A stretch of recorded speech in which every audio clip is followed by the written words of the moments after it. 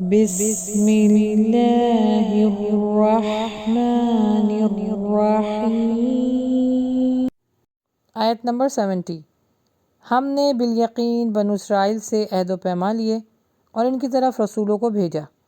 جب کبھی رسول ان کے پاس آتے وہ احکامات لے کر آئے جو ان کی اپنی منشا کے خلاف تھے، تو انہوں نے ان کی ایک جماعت کی تکذیب کی اور ایک جماعت کو قتل کر دیا۔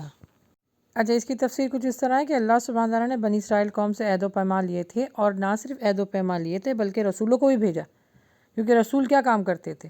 جتنے انبیاء، پیغمبر، رسول، وہ اللہ کے پیغام لوگوں تک پہنچاتے تھے، لیکن یہ اتنے زیادہ سرکش لوگ تھے کہ ان کی مرضی کے مطابق جو احکامات نہیں آتے تھے نا، تو نہ صرف یہ رسولوں کو جھٹلاتے تھے بلکہ ان کو مار بھی دیا کرتے تھے، قتل کر دیا کرتے تھے۔ یہ قوم شیطان کی حامی تھی، یعنی جو کام ان کو پسند نہیں آتا تھا، نہ صرف وہ کام نہیں کرتے تھے بلکہ جو ان تک میسج پہنچانے آتا تھا اس کو بھی قتل کر دیا کرتے تھے، جیسے کہ کوئی دیکھنے والا نہیں ہے، نعوذ باللہ من ذالک، کوئی سننے والا نہیں ہے، یعنی اللہ کے اس طرح کے معاملات جو یہ کرتے تھے رسولوں کے ساتھ، پیغمبر کے ساتھ۔ اس کا مطلب کیا ہوتا ہے کہ بھائی ہاں، اللہ سبحانہ و تعالیٰ کو جھٹلا رہے تھے کہ ہم تک تو کوئی پیغمبر نہیں آیا، ہمارے پاس تو عام لوگ آئے اور جو وہ لے کر آئے تھے وہ اپنی مرضی کا پیغام لے کر آئے تھے، ہم اس پر یقین کیوں کریں، ہم اس کو مانیں کیوں؟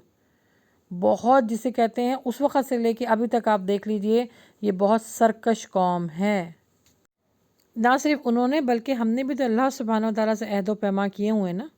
یہاں پہ جو لفظ استعمال ہوا ہے میثاق، میثاق کا مطلب ہوتا ہے بندگی کا عہد، کہ صرف اور صرف اللہ کے احکامات پر عمل کرنا، صرف اور صرف اللہ سبحانہ تعالیٰ کی بندگی کرنا۔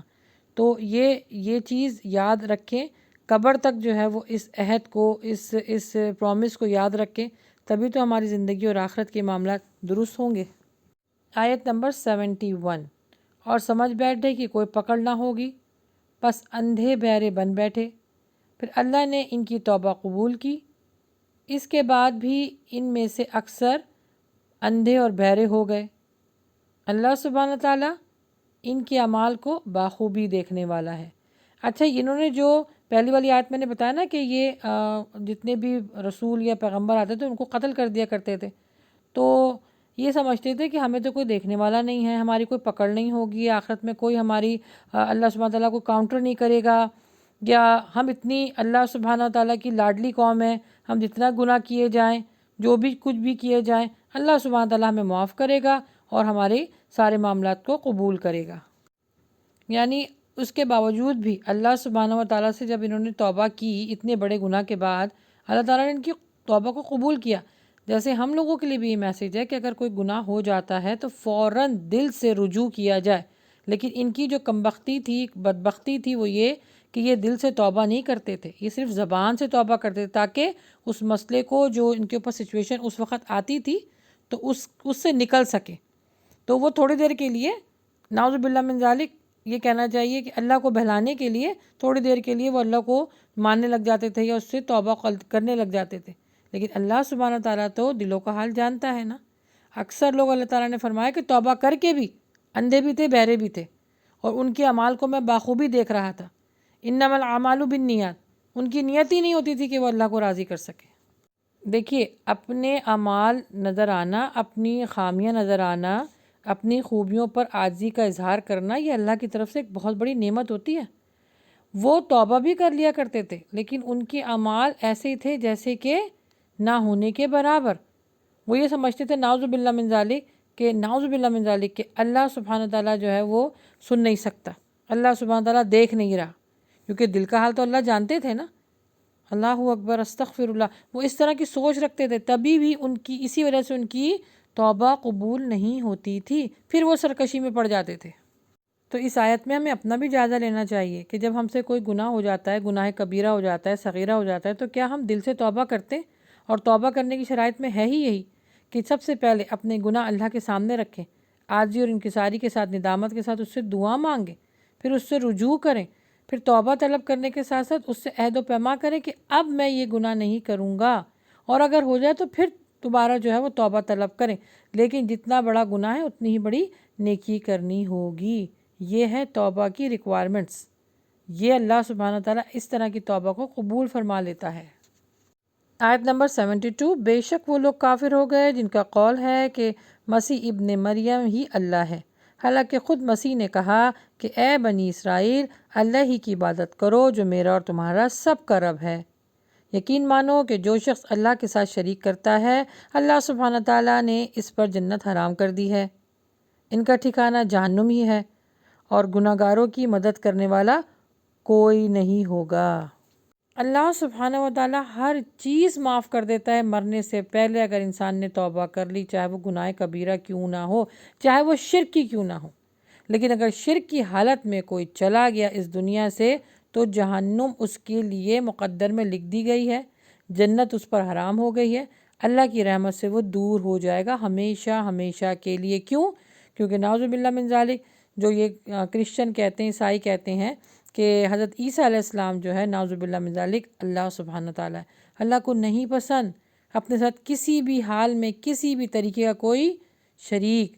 تو یہ صرف بہت بڑے پیمانے میں بات نہیں کر رہی، کچھ لوگ جو ہے وہ غوث اعظم کو بھی اتنا ماننے لگ جاتے ہیں کہ نعوذ باللہ من ذالک وہ اللہ کے ساتھ کھڑا کر دیتے ہیں۔ غوث کا مطلب ہوتا ہے مدد کرنے والا، اعظم کا مطلب ہوتا ہے سب سے بڑا مدد کرنے والا۔ تو آپ یہی دیکھ لیجیے نام میں کتنا بڑا شرک کر دیا۔ سب سے بڑا غوث کون ہے؟ اللہ سبحانہ و تعالیٰ، مخلوق میں سے کوئی ہو ہی نہیں سکتا سب سے بڑا اللہ سبحانہ و تعالیٰ ہے۔